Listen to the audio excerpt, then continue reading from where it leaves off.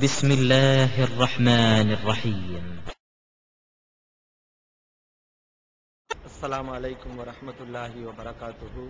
எல்லாம் வல்ல அல்லாஹ்வின் நல்லடியார்களே, சில மாதங்களுக்கு முன்னால் சகோதரர் முஃப்தி உமர் ஷரீப் என்பவர் தமிழன் டிவியில் திருக்குரானில் விளையாடும் குழப்பவாதிகள் என்ற தலைப்பில் சில கருத்துக்களை முன்வைத்தார்.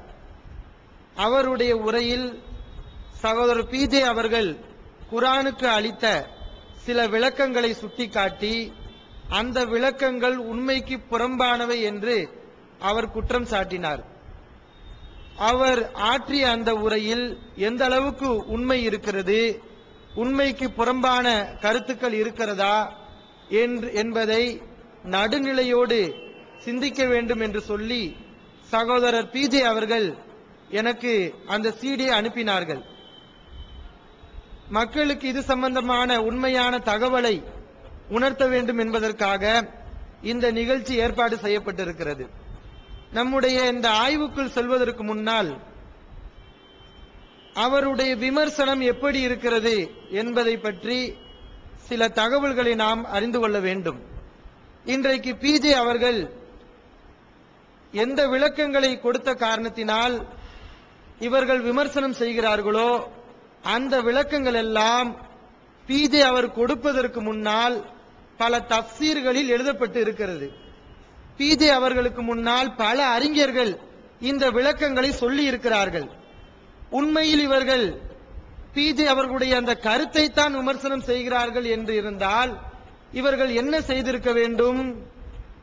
முன்பே இந்த அறிஞர்கள் சொல்லி அந்த விளக்கங்களை எல்லாம் எடுத்து சொல்லி அதுவெல்லாம் தவறு என்று கூறியிருக்க வேண்டும். பிஜே அவர்கள் சொல்வதற்கு முன்னால் பல நூறு வருடங்களுக்கு முன்னாலே அந்த கருத்துக்கள் எல்லாம் எழுதப்பட்டு இருக்கிறது. ஆனால் அதையெல்லாம் அவர்கள் விமர்சனம் செய்யவில்லை. இன்றைக்கு விமர்சனம் செய்கிறார்கள். சரி, செய்யக்கூடியவர்கள் யாரெல்லாம் அந்த கருத்துக்களை சொன்னார்களோ, பிஜே அவருடைய கருத்துக்களை சொன்னார்களோ அந்த அறிஞர்களை பிஜே உடன் சேர்த்து அவர்கள் விமர்சனம் செய்தார்களா? அப்படியும் விமர்சனம் செய்யவில்லை. யாரை மட்டும் விமர்சனம் செய்கிறார்கள்? பிஜே மட்டும் இந்த கருத்தை சொல்வதாக சொல்லி விமர்சனம் செய்கிறார்கள். ஆனால் உண்மை நிலை அப்படியா? கிடையாது. பல அறிஞர்கள் தஃப்சீர்களிலே இந்த கருத்துக்களை சொல்லி இருக்கிறார்கள். அப்ப இவருடைய விமர்சனங்களை நீங்கள் புரிந்து கொள்ள வேண்டும். கருத்தை இவர்கள் பார்க்கவில்லை. இவர்கள் பார்ப்பதெல்லாம் பிஜே என்ற அந்த நபரைத்தான் இவர்கள் பார்க்கிறார்கள். இவர்களுடைய நோக்கம் சரியில்லை. கருத்தை விமர்சனம் செய்வதாக இருந்தால் அன்றைக்கு விமர்சனம் செய்திருப்பார்கள். பல அறிஞர்களுடைய அந்த பெயரை சொல்லி விமர்சனம் செய்திருப்பார்கள். ஆனால் இவர் ஒருவருடைய பெயரை மட்டும் சொல்வதிலிருந்து விளங்கிக் கொள்ளலாம். இவர்களுடைய நோக்கம் கருத்தை விமர்சிப்பது இல்லை, கருத்தை சொல்லி மக்களுக்கு உண்மை விளங்க வைப்பது இல்லை. இன்றைக்கு சமீப காலமாக இன்றைக்கெல்லாம் ஒரு புதுமையாக சில விஷயங்களை அறிஞர்கள் செய்து கொண்டிருக்கிறார்கள். லேட்டஸ்டாக இன்றைக்கு நடந்து கொண்டிருக்கிறது. பிஜே அவருடைய குரானை விமர்சிப்பது. ஒருவர் ரெண்டு கருத்தை விமர்சனம் செய்தால் இவர் விமர்சிக்காத ரெண்டு கருத்தை நம்ம எடுத்து சொல்லி நம்ம விமர்சனம் செய்யணும் என்று இன்றைக்கு கிளம்புகிறார்கள். இது லேட்டஸ்டா இன்னைக்கு இருக்கிறது. விமர்சனம் செய்கின்ற என்ற நோக்கத்தில் இவர்கள் எல்லாம் கிளம்பி இருக்கிறார்கள். இது அவர்களுடைய அடிப்படை தவறான நோக்கம். இவருடைய இந்த ஆய்வுக்கு முதலில் செல்வோம். இவர் விமர்சனம் செய்கிறார். முதலில் இவர் தன்னுடைய உரையை எப்படி துவக்குகிறார்? குரானுக்கு எப்படி விளக்கம் கொடுக்க வேண்டும், எந்த விளக்கம் சரி என்பது சம்பந்தமாக பேசுகிறார். குரானுக்கு சுயமாக விளக்கம் தரக்கூடாது. குரானில் இருக்கிறதா என்று பார்க்க வேண்டும், நபி ஸல்லல்லாஹு அலைஹி அவருடைய ஹதீஸில் இருக்கிறதா என்று பார்க்க வேண்டும். இந்த இரண்டிலும் இல்லாவிட்டால் விட்டுவிட வேண்டும், சுயமாக சொல்லக்கூடாது என்ற கருத்தை சொல்வதற்காக சில ஹதீஸ்களை அவர் எடுத்து வைக்கிறார். அந்த ஹதீஸ்களில் முதலாவது ஹதீஸ் அபு யஅலா பஸார் போன்ற நூல்களில் இடம்பெறுகிறது. ஆயிஷா அவர்கள் அறிவிக்கக்கூடிய செய்தி. அன்னன் நபி ஸல்லல்லாஹு அலைஹி வஸல்லம் கான லா யுஃபஸ்ஸிரு ஷைஅம் மினல் குர்ஆன் பி ரஅய்ஹி இல்லா ஆயம் பி அததின் அல்லமஹு இய்யாஹுன்ன ஜிப்ரீல். நபிகள் நாயகம் ஸல்லல்லாஹு அலைஹி அவர்கள் குர்ஆனுடைய வசனங்களுக்கு விளக்கம் கொடுத்தால் அந்த விளக்கங்கள் எல்லாம் ஜிப்ரீல் அதை சொல்லிக் கொடுத்திருப்பார். ஜிப்ரீல் அந்த விளக்கங்களை சொல்லாமல் நபி ஸல்லல்லாஹு அலைஹி அவர்கள் தன்னுடைய சுயமாக சுய கருத்தாக அதை சொல்ல மாட்டார்கள். ரசூல் ஸல்லல்லாஹு அலைஹி அவர்கள் குர்ஆனுக்கு விளக்க உரை கொடுத்தால் கூட ஜிப்ரீல் கொடுத்த விளக்கத்தை தான் கொடுப்பார்கள், அவர்களாக கொடுக்க மாட்டார்கள் என்ற ஒரு ஹதீஸ் வருவதாக சகோதரர் சுட்டி காட்டுகிறார். ஹதீஸ சொல்லலாம், நம்ம ஆட்சேபனை செய்ய மாட்டோம், காட்டுங்க ஹதீஸ காட்டுங்க. ஆனா மனசாட்சின்னு ஒண்ணு இருக்கு, ஈமான்னு ஒண்ணு இருக்கு, அல்லாஹ்வுடைய பயம்னு ஒண்ணு இருக்கு, ஹதீஸ் கலைன்னு ஒண்ணு இருக்கு. அதையெல்லாம் ஓரங்கட்டி விட்டு இந்த ஹதீஸ் எந்த நூல்ல இருக்குன்னு சொன்னாங்களா? ஒரு ஹதீஸ சொல்லக்கூடிய ஒரு அறிஞர், மறுப்பு சொல்லக்கூடிய வரக்கூடிய ஒரு அறிஞர், மக்களுக்கெல்லாம் கருத்தை பரப்புவதற்காக வேண்டி வரக்கூடிய ஒரு அறிஞர், இந்த ஹதீஸ் எந்த நூலிலே இருக்கிறது, அந்த ஹதீஸ் சஹீஹான ஹதீஸா என்று பார்த்து வந்தாரா? ஹதீஸுடைய நூலை சொன்னாரா? இந்த இருக்கு தஃப்சீர் குர்துபி, இந்த ஹதீஸ் குர்துபில இருக்குன்னு சொல்றாரு. குர்துபி என்ன ஹதீஸ் நூலா? ஹதீஸ் தொகுப்பு நூலா?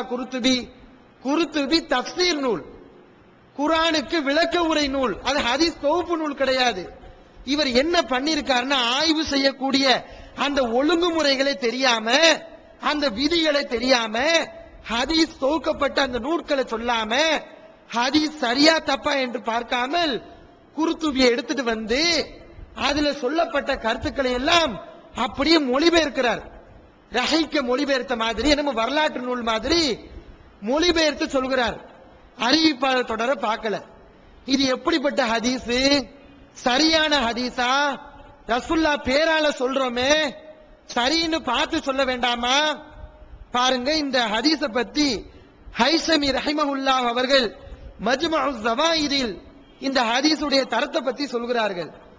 இந்த ஹதீஸ சொல்லிட்டு அவங்க சொல்றாங்க, வஃபீஹி ராவின், இந்த ஹதீஸ்ல ஒரு அறிவிப்பாளர் இருக்கிறார், லம் யதஹர்ரர் இஸ்முஹு, அவருடைய பெயர் உறுதியாகவில்லை, அவர் பேர் என்னன்னு தெரியல, பேரு தெரியாம ஒரு ஆள் இருக்காரு, பேரே தெரியாத ஒரு ஆள் அறிவிக்கிறாரு, அந்த ஹதீஸை இவர் அறிவிக்கிறார்.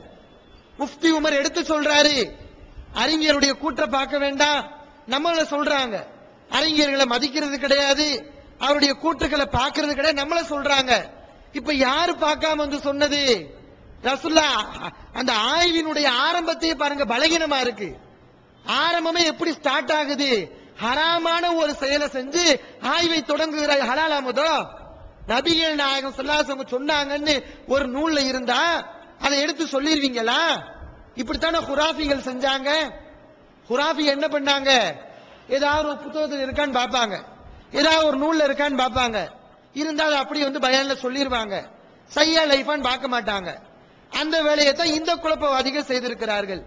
எந்த குழப்பவாதிகள்? இந்த குழப்பவாதிகள் திருக்குரானில் விளையாடும் குழப்பவாதிகள் அல்ல. இவர்கள் யார்? திருக்குரானிலும் நபிகள் நாயகம் ஸல்லல்லாஹு அலைஹி வஸல்லம் ஹதீஸிலும் சஹாபாக்களுடைய கூற்றுக்களிலும் தஃப்சீர்களிலும், இன்னும் சொல்ல போனால் பீதி அவர்கள் எழுதிய அந்த தர்ஜுமாவிலும் விளையாடிய குழப்பவாதிகள். சாதாரண குழப்பவாதிகள் கிடையாது. பலகீனம் என்று அறிஞர்கள் சொல்லியும் கூட அதையெல்லாம் மக்களுக்கு மத்தியில் இவர் எடுத்து சொல்கிறார் என்றால் இவர் எவ்வளவு பெரிய குழப்பவாதி. இன்னும் பாருங்கள், அவர் தஃப்சீருல் குர்துபியை பார்த்து படிக்கிறார். அந்த குர்துபியிலேயே இந்த ஹதீஸுடைய தரம் என்று சொல்லப்பட்டிருக்கிறது. குர்துபியில இந்த ஹதீஸை தான் அவர் படிக்கிறார். ஆயிஷா அவங்க அறிவிக்கக்கூடிய இந்த ஹதீஸ் 69 நம்பர் போட்டிருக்காங்க. இதுக்கு கீழே அதனுடைய தரம் என்ன என்று சொல்கிறார்கள். 69 பாத்தீங்கன்னா லஈஃப் போட்டிருக்காங்களா? இந்த ஹதீஸ போட்டு நம்பரை போட்டு இந்த நம்பரில் இடம்பெற்றிருக்கக்கூடிய ஹதீஸுடைய தரத்தை இங்க சொல்கிறார்கள். லஈஃப்னு போட்டிருக்காங்க. இத படிக்கக்கூடிய உங்களுக்கு இது ஏன் தெரியாம போச்சு? இங்க படிச்சீங்கல்ல, கீழே உள்ளது ஏன் தெரியல? கீழே தானே போட்டிருக்காங்க லைஃப்னு. குர்துபியை தூக்கிட்டு வர்றீங்க தஃப்சீர்னு சொல்லி, அதே குர்துபியில் தானே கீழே பதிவு பண்ணி போட்டிருக்காங்க, லைஃப்னு போட்டிருக்காங்க, பலகீனம்னு சொல்லி இருக்காங்க. ஆனா பாக்குறோம் இத சொல்லிட்டு கீழே உள்ள இத பார்க்கல. பார்த்தாங்களா இல்ல தெரிஞ்சு மறைச்சாங்களா தெரிய, கண்டிப்பா பார்த்திருப்பாங்க. தரத்தை சொல்லக்கூடியதை பார்க்காம இருந்திருப்பாங்களா? அப்ப இந்த ஆய்வு நீங்க நம்ப போறீங்களா? ஆய்வினுடைய ஆரம்பமே போய் குளறுபடியா இருக்கே, லைஃபா இருக்கே, இந்த மாதிரி தில்லுமுள்ளு பண்ணி ஆய்வு செஞ்சு சொல்லியிருக்காங்களே ஆரம்பமே, இந்த ஆய்வுல இறையச்சை இருக்குமா? இந்த ஆய்வுல உண்மை இருக்குமா? இது ஒண்ணு கிடையாது. இந்த ஹதீஸ ஹுசைன் சலீம் அசத் என்பவர் பலகீனம்னு சொல்லி இருக்காரு. இது ஒரு ஹதீஸா? அடுத்து ஒரு ஹதீஸ சொல்றாங்க. மன் கால ஃபில் குர்ஆனி பிகைரி இல்மின் ஃபல்யதபவ மகாதஹு மினன் நார். யார் குர்ஆனில் இல்மு இல்லாமல் ஞானம் இல்லாமல் விளக்கம் கொடுப்பாரோ அவர் தன்னுடைய இருப்பிடத்தை நரகத்தில் ஆக்கிக் கொள்ளட்டும் என்று நபி ஸல்லல்லாஹு அலைஹி அவர்கள் சொன்னதாக ஒரு ஹதீஸ் அவர் எடுத்து சொல்றார். இதனுடைய அறிவிப்பாளர் தொடர பார்த்தாரா? பார்க்கல. நம்ம எல்லாம் ஜாஹில்னு சொல்லக்கூடிய ஆள் அவரு. அவர் பேசி சீடியில சொல்றாரு, ஹதீஸ் தெரியாத ஜாஹில்கள். யாரா? இவ்வளவு நாள் இந்த சமுதாயத்துக்கு ஹதீஸ சொன்ன ஒரு ஆளை பார்த்து, ஏகத்துவத்தை விளக்கிய ஆளை பார்த்து ஹதீஸ படிக்காத ஜாஹில் அப்படின்னு சொல்றாரு. இப்ப யாரு ஜாஹில்னு தெரிய போகுது. இந்த ஹதீஸ சொல்றாரு. இந்த ஹதீஸ் எப்படிப்பட்ட ஹதீஸ்? இந்த ஹதீஸ்ல அப்துல் அலா என்ற ஒரு ஆள் வருகிறார், பலகீனமான ஆள். இவரை பத்தி அஹமது இப்னு ஹம்பல் அவர்கள் சொல்கிறார்கள், லஈஃபுல் ஹதீஸ். இவர் ஹதீஸ்ல பலகீனமான ஆளு. அபூ ஜுர்ஆ சொல்கிறாரு, லஈஃபுல் ஹதீஸ், ஹதீஸ்ல பலகீனமான ஆளு. நஸஈ சொல்றாரு, லைஸ பில் கவி, இவர் வலிமையான ஆளு கிடையாது. இப்னு மாயின் சொல்றாரு, லைஸ பி தாலிகல் கவி, இவர் அந்த அளவுக்கு வலிமையான ஆளு கிடையாது.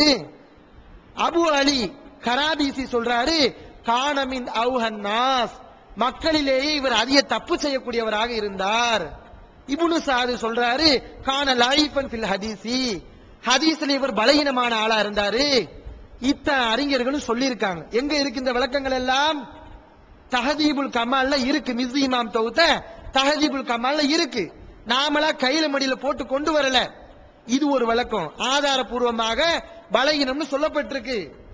இவங்க என்ன செய்வாங்க இந்த அறிஞர்கள், இந்த முஃப்தி உமர் இந்த மாதிரி ஆட்களை என்ன பண்ணுவாங்கன்னா, ஹதீஸ்களை விதிய கூட பார்க்க மாட்டாங்க, அறிஞர்கள் சொல்லி இருக்காங்க பார்ப்பாங்க. அந்த அறிஞர்களாவது இந்த ஹதீஸ் சஹீஹ் சொன்னாங்களா?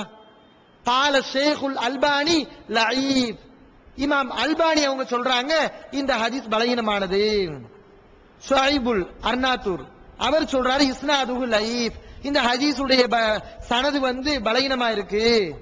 ஹுசைன் சலீம் அசத் என்பவர் சொல்கிறார், இஸ்னாதுஹு லஈஃப், இதனுடைய அறிவிப்பாளர் தொடர் பலகீனமா இருக்குன்னு சொல்றார்.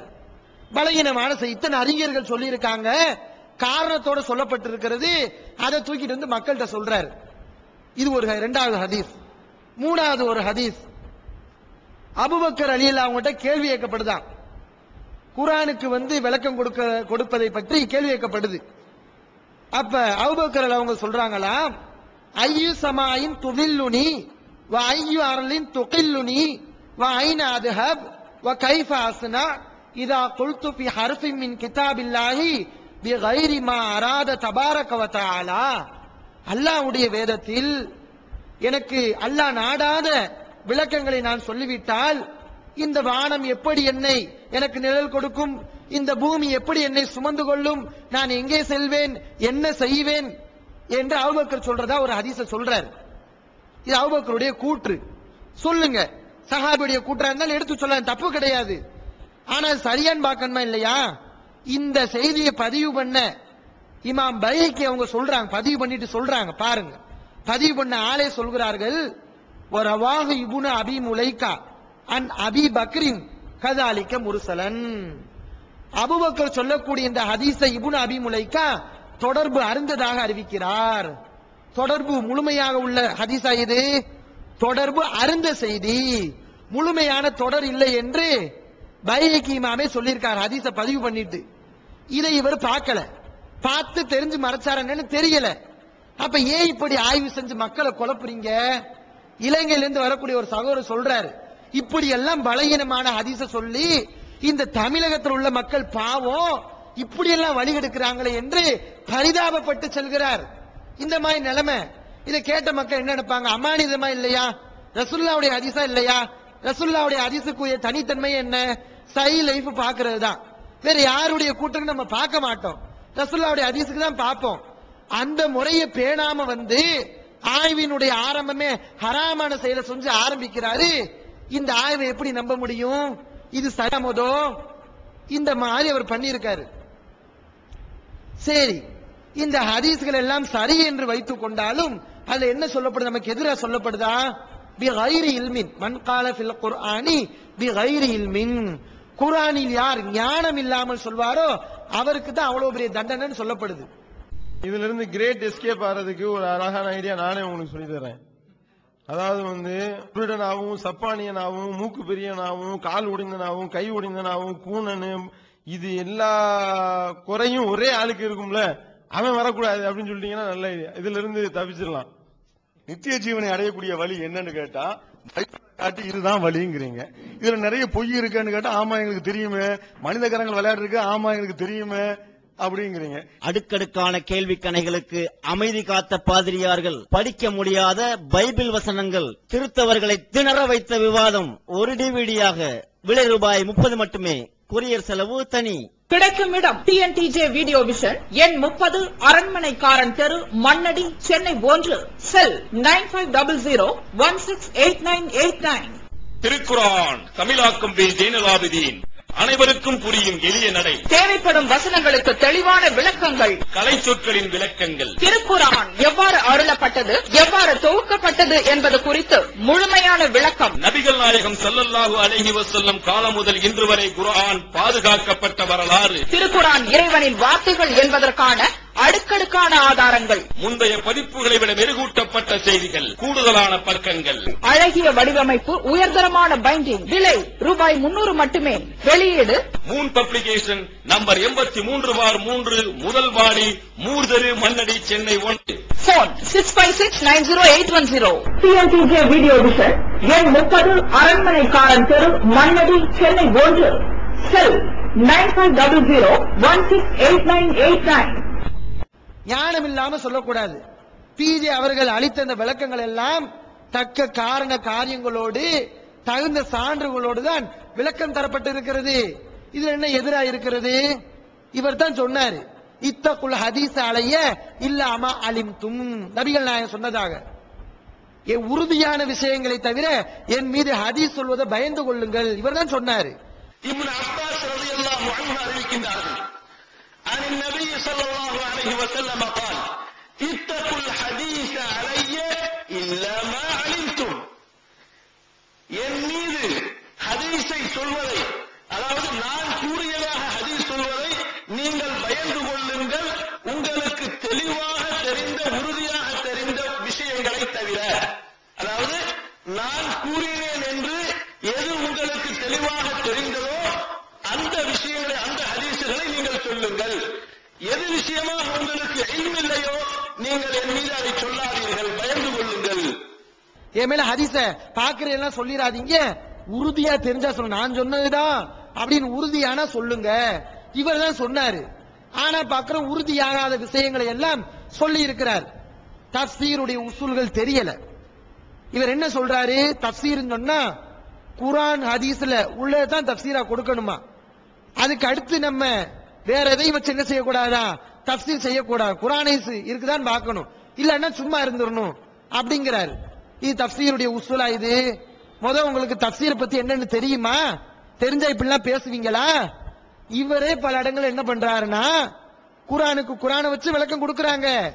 இவர் குர்ஆனுக்கு குர்ஆனை வச்சு விளக்கம் கொடுப்பதுடன் ஹதீஸுக்கு ஹதீஸை வச்சு விளக்கம் கொடுப்பதுடன் சஹாபாக்களை கூற்றுக்களை எடுக்கிறார். சில இடங்கள்ல அறிஞருடைய கூற்றுக்களை எடுக்கிறாரு. அப்புறம் என்ன நீங்க பேசுறீங்க, குர்ஆன் ஹதீஸ்ல இருந்தாலும் விளக்கம் கொடுக்கணும்னு முதல்ல நீங்க கடைபிடிக்கணும். நீங்களே கடைபிடிக்கலங்கிறப்ப அப்புறம் எங்கிட்ட வந்து சொல்லக்கூடாது, குர்ஆன் ஹதீஸ் தான் நீங்க அதுல இருந்தா விளக்கம் கொடுக்கணும் சொல்லக்கூடாது. நீங்களே முதல் சரியில்லையே. அப்ப இது தஃசீர்னா என்னன்னு தெரியல. தஃசீருடைய உசூல் என்னன்னு சொன்னா, குர்ஆனுக்கு குர்ஆனை வைத்தும் சில நேரங்களில் விளக்கம் கொடுக்கப்படும். அந்த விளக்கம் அழகானது, கொடுக்கலாம். அப்படி குர்ஆனுக்கு ஹதீஸை வச்சு விளக்கம் கொடுக்கலாம். இதுவும் தஃசீருடைய ஒரு வழிமுறை தான். அடுத்தது அகராதி பொருள்கள். சில வார்த்தைகளுக்கு நமக்கு அர்த்தம் தெரியாது, அகராதி டிக்ஷனரிக்கு போய் அங்கிருந்து அர்த்தங்களை விளங்கி குர்ஆனுக்கோ ஹதீஸுக்கோ விளக்கம் கொடுக்கலாம். அது மாதிரி இலக்கியங்களுக்கு போறது, இலக்கியங்கள்ல குர்ஆன் ஒரு வார்த்தையை பயன்படுத்தி இருக்குன்னா இந்த மாதிரி இலக்கியங்கள்ல இருக்கா, இப்படி போய் விளக்கம் கொடுக்கலாம். இதெல்லாம் தஃசீருடைய ஒரு வழிமுறை தான். அது மாதிரி அறிஞருடைய கூற்றுக்கள், அதையும் பாருங்கள், பார்க்கலன்னு சொல்ல வேண்டாம். எந்த அறிஞருடைய கூற்றையும் பார்க்காதீங்க நம்ம சொல்லவே இல்லை. எடுத்து பாருங்க. நம்ம என்ன சொல்றோம்? சஹாபாக்களுடைய கூற்றுக்களாக இருந்தாலும் அறிஞர்களுடைய கூற்றுக்களாக இருந்தாலும் அறிஞர்கள் சொல்லிட்டாங்கன்னு அப்படி கண்மூடித்தனமா பின்பற்றாதீங்க சொல்றோம். அவங்க சொல்றதுல சரி இருக்கும், தப்பு இருக்கும். சரியான விளக்கமா இருந்தா எடுத்துக்கோங்க என்றுதான் நம்ம சொல்றோம். அந்த அடிப்படையில விளக்கம் கொடுத்திருக்கிறது. இவர் ஒரு வசனத்தை எடுத்து காமிக்கிறார். பாருங்க எப்படிப்பட்ட தில்லுமுள்ள பண்ணிருக்காங்க. குர்ஆனோட விளையாடினவங்க இவங்க தாங்கிறதுக்கு மிகப்பெரிய ஆதாரம். ரசூல் ஸல்லல்லாஹு அலைஹி வஸல்லம் வந்து குர்ஆனுக்கு விளக்கம் கொடுப்பதற்காகத்தான் வந்தார்கள் என்று சொல்வதற்கு இவர் ஒரு வசனத்தை சொல்கிறார். வ அன்ஸல்னா இலைக்க ذிக்ர லிதுபய்யின லின்னாஸி மா நுஸில இலைஹிம். நபியே, உங்களுக்கு நாம் குர்ஆனை வழங்கி இருக்கிறோம், இந்த வேதத்தை தந்திருக்கிறோம். எதற்காக? அவர்களுக்கு அருளப்பட்ட இந்த வேதத்தை நீ விளக்க வேண்டும் என்பதற்காக அப்படின்னு அல்லாஹ் சொல்றான். இந்த வசனத்தை எடுத்து சொல்றார். ஆமா, அல்லாஹ் சொல்லத்தான் செய்கிறான், சரிதான் அந்த வசனம். ஆனா அத்தோட முடிஞ்சிருச்சு அந்த வசனம். அதுக்கு அடுத்து வார்த்தை இல்லையா? எப்படி வசனத்தை வெற்றாருன்னு பாருங்க. சூரா நஹ்லுடைய 44வது வசனத்தில் அல்லாஹ் சொல்கிறார், நபியே, உங்களுக்கு அல்லாஹ் இந்த குர்ஆனை இறக்கி வைத்தார். நான் உங்களுக்கு இந்த குர்ஆனை இறக்கி வைத்தேன். ஏன்? உங்களுக்கு இறக்கப்பட்ட இதை நீங்கள் மக்களுக்கு தெளிவாக எடுத்து சொல்ல வேண்டும் என்பதற்காக. அல்லாஹ் சுப்ஹானஹு வ தஆலா இந்த இடத்துல தெளிவாக நமக்கு சொல்லுகிறார். குர்ஆனுக்கு விரிவுரையை யாரிடத்திலிருந்து பெற வேண்டும்? ரசூலுல்லாஹ் ஸல்லல்லாஹு அலைஹி வஸல்லம் அவர்களிடத்திலிருந்து பெற வேண்டும். எந்த வசனங்களுக்கு ரசூலுல்லாஹி ஸல்லல்லாஹு அலைஹி வஸல்லம் விரிவுரை சொன்னார்களோ, இது இப்படி என்பதாக அதுதான் சரியான விரிவுரை. எந்த வசனங்களுக்கு ரசூலுல்லாஹி ஸல்லல்லாஹு அலைஹி வஸல்லம் அவர்கள் விரிவுரை சொல்லவில்லையோ, எந்த வசனங்களை ரசூலுல்லாஹி ஸல்லல்லாஹு அலைஹி வஸல்லம் அவர்கள் விரிவுரை செய்வதிலே மௌனம் காத்தார்களோ, அந்த வசனங்களிலே நாமும் மௌனம் காக்க வேண்டும். முதுகு வரைக்கும் சொல்லிக்கிட்டு வாளை மட்டும் கட் பண்ணிடுறது. அதுக்கு பின்னாடி அல்லாஹ் சொல்கிறான், வலஅல்லஹும் யதஃபக்கரூன். குர்ஆனை விளங்குறது பத்தி சொல்லும்போது, நபியே, நீரும் விளக்க வேண்டி இருக்கிறது, அவர்களும் விளங்கிக் கொள்வதற்காக என்று அல்லாஹ் அதற்கு அடுத்த வரியிலே ஒரு சின்ன வாசகத்தை போடுகிறான். இதுவரைக்கும் சொன்னாரு அவர்களும் விளங்க வேண்டும் என்பதற்காக என்பதை சொல்லல. தஃப்சீர்கள் 2 வகை இருக்குன்னு அல்லாஹ் இந்த வசனத்தை நமக்கு சுட்டி காட்டுறான். நபிகள் நாயகம் ஸல்லல்லாஹு அலைஹி வஸல்லம் அவர்கள் சொல்லி நாம் தெரிந்து கொள்ள வேண்டிய விஷயங்கள் இருக்கிறது, மறுப்பதற்கு இல்லை. தொழுகிறது எப்படி நாமளே ஆராய்ச்சி செய்ய முடியுமா? முடியாது. நபிகள் நாயகம் சொன்னாதான் நம்மளால கேட்க முடியும். ஜகாத் எப்படி ரசூல் ஸல்லல்லாஹு அலைஹி வஸல்லம் சொன்னாதான் நம்மளால செயல்படுத்த முடியும். நோம்புடைய சட்ட திட்டங்கள் என்ன, இதெல்லாம் நம்ம சொல்ல முடியாது. இது ஒரு விளக்கம். இதெல்லாம் நபி ஸல்லல்லாஹு அலைஹி வஸல்லம் விளக்குனாதான் நம்மளால விளங்க முடியும். அதே நேரத்தில் தஃப்சீர்கள்ல நாம விளங்கிக் கொள்வதற்கு என்று சில வழிகள் இருக்கிறது, அப்படியும் சில தஃப்சீர்கள் இருக்கிறது. அல்லாஹ் அதைத்தான் சொல்லி காட்டுகிறான். இந்த தஃப்சீர்களை பொறுத்தவரை நம்ம அதை எப்படி விளங்கிக் கொள்ள வேண்டும்? ஒரு இபாதத்தை, ஒரு மார்க்க சட்ட திட்டங்களை நாம் சொல்கிறோம். ஒரு இபாதத்தை மார்க்க சட்ட திட்டங்களை சொல்லும் போது அப்ப என்ன கேட்கணும் சொன்னா, இதுக்கு குர்ஆன் ஹதீஸ்ல ஆதாரம் இருக்கா அப்படின்னு கேட்கணும். அதே நேரத்தில் தஃப்சீர் கொடுக்கிறோம், ஒரு குர்ஆன் வசனத்துக்கு விளக்கம் கொடுக்கிறோம், ஒரு ஹதீஸுக்கு விளக்கம் கொடுக்கிறோம். தஃப்சீரை பொறுத்தவரை குர்ஆன் ஹதீஸ்ல ஆதாரம் இருக்கா என்று கேட்கக்கூடாது. இந்த தஃப்சீர்களை பொறுத்த எப்படி பார்க்கணும் சொன்னா, குர்ஆனுக்கு இடிக்காம இருக்கா, ஹதீஸுக்கு முரண் இல்லாம இருக்கா, அரபியுடைய அந்த இலக்கியங்களை பேணுகின்ற வகையில் இருக்கிறதா, கிராமரை பேணுகின்ற வகையில் இருக்கிறதா என்று பார்க்க வேண்டும். இப்படித்தான் எல்லா அறிஞர்களும் விளக்கம் கொடுத்திருக்கிறார்கள். இவர் சொல்ற மாதிரி குர்ஆன் ஹதீஸ்ல இருந்தாதான் விளக்கம் கொடுக்கணும் சொன்னா இன்னைக்கு நம்ம குர்ஆனை பத்தியே பேச முடியாது. இன்னைக்கு எவ்வளவு பேருக்கு சந்தேகம் வருகிறது, புது புது சந்தேகங்கள். அந்த சந்தேகங்களுக்கெல்லாம் குர்ஆனை சிறந்து விளக்கம் நம்ம எடுத்துட்டு வருவோம். இல்ல நம்ம என்ன செய்வோம், நம்மளாகத்தான் குர்ஆனுக்கு முரண்படாத விதத்துல விளக்கம் கொடுக்கிறோம். உதாரணத்துக்கு சொல்வதாக இருந்தால், குர்ஆன்ல ஒரு வசனம் வருகிறது. மூசா நபி தன்னுடைய சமுதாயத்தை பார்த்து சொல்றாங்க, வயது கால மூசா லி கௌமிஹி யா கௌமி இன்னக்கும் ஸலம்தும் அன்ஃபுஸக்கும் பிஇத்திஹாதிக்குமுல் இஜ்ல. நீங்கள் காளைக்கன்றை கடவுளாக ஆக்கிக் கொண்டீர்கள், அதனால அநியாயம் பண்ணிட்டீங்க. ஃபதூபு இலா பாரியிக்கும், உங்களுடைய இறைவனிடத்தில் நீங்கள் தௌபா செய்யுங்கள். ஃபக்துலு அன்ஃபுஸக்கும், உங்களை நீங்களே கொண்டு கொள்ளுங்கள். தஃப்சீர்னா என்னங்கிறதுக்கு நான் உதாரணம் சொல்கிறேன். குர்ஆனுடைய வசனத்திலிருந்து நம்ம விளங்கிக் கொள்ளலாம். உங்களை நீங்களே கொன்று கொள்ளுங்கள் அப்படின்னு குர்ஆன்ல வசனம் இருக்கு. இது நமக்கு எப்படி தெரியுது? மூசா நபி தற்கொலை பண்ண சொல்றாரு, உங்களை நீங்களே குத்திக்கோங்க, கொன்று கொள்ளுங்கள் அப்படின்னு மூசா நபி சொல்றாருன்னு ஒரு ஆள் விளங்குவார். அப்படி விளங்கக்கூடாது என்பதற்காக நம்ம என்ன செய்யறோம்? இல்ல, இது அப்படி சொல்லப்பட்ட வாசகம் கிடையாது. மூசா நபி கோபமாக இருந்திருக்கிறார், கோபமா இருக்கும்போது நம்ம பேசுவோம், செத்து தொலையேண்டான்னு சொல்லுவோம். அப்படி சொன்னா என்ன அர்த்தம்? தற்கொலை பண்ணிக்கணும்னு அர்த்தம் கிடையாது. கோபத்துல வரக்கூடிய வாசகம். அந்த மாதிரி மூசா நபி சொன்னார் என்று நாம் மக்களுக்கு விளக்குகிறோம். இது குர்ஆன் ஹதீஸுக்கு எதிராக இல்லாத விளக்கம், ஒத்த விளக்கம். ஏனென்றால் தற்கொலை செய்வது மார்க்கத்தில் தடை. அதற்காக நம்ம இப்படி விளக்கம் கொடுக்கிறோம். இப்போ இந்த விளக்கத்தை நம்ம குர்ஆன்ல இருந்து தேட முடியுமா? ஹதீஸ்ல இருந்து தேட முடியுமா? இப்படி பல வசனங்கள் இருக்கிறது. குர்ஆன் ஹதீஸ்ல இருந்தா தஃப்சீர் சொல்லணும்னா குர்துபி எதுக்கு? நீங்க தூக்கிட்டு இருந்தீங்களே குர்துபி, அந்த குர்துபி எதுக்கு நான் கேட்கிறேன். இப்னு கஸீர் எதற்கு? எதுக்கு தஃப்சீர் இப்னு கஸீரை வச்சிருக்கீங்க? ராசி எதற்கு? தஃப்சீர் ராசி எதற்கு? பல தஃப்சீர்களை வச்சிருக்கீங்க எதற்கு? அந்த தஃப்சீர் எல்லாம் வெறும் குர்ஆன் வசனத்தை வச்சு தான் விளக்கம் கொடுத்திருக்காங்களா? மத்த வச்சு காரண காரியங்களோட குர்ஆன் வசனத்தை விளக்கம் கொடுக்கலையா?